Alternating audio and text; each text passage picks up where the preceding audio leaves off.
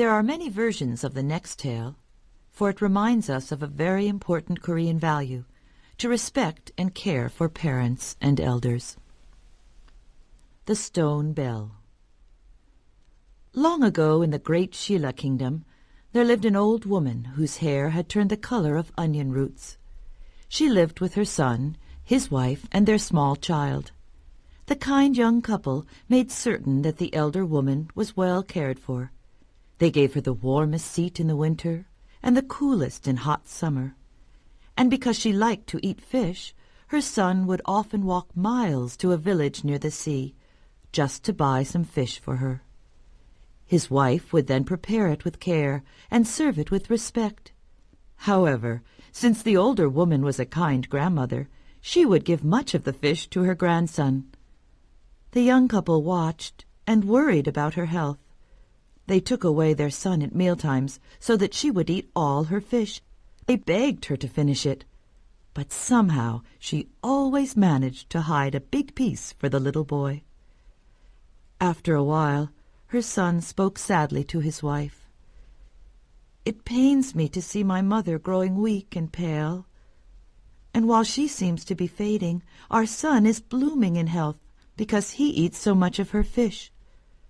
As they say, we may always have another child, but I will never have another mother. So I'm afraid that tomorrow we must remove our son forever, for only then will my mother grow in strength again." His wife stared at the ground, overwhelmed by the words of her husband, yet accepting them as she must.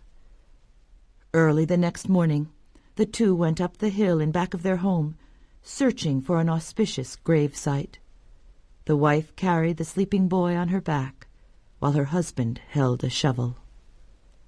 They found a good place, and the man began to dig the dirt needed to build the grave.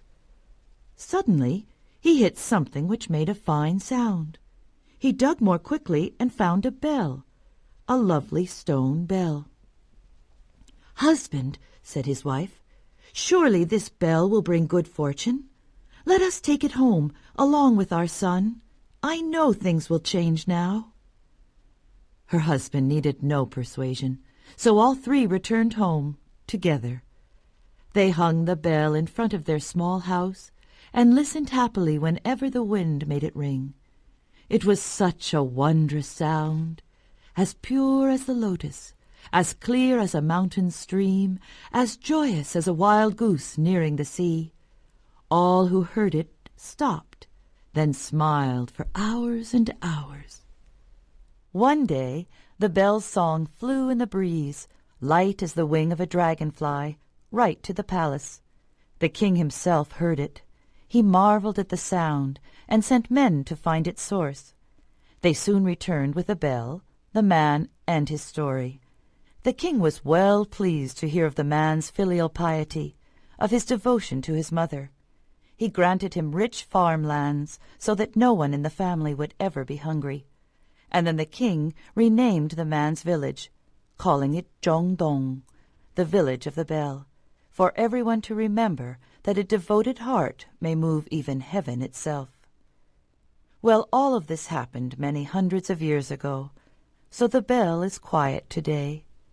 What remains is only the sound of its story, which you must now pass on.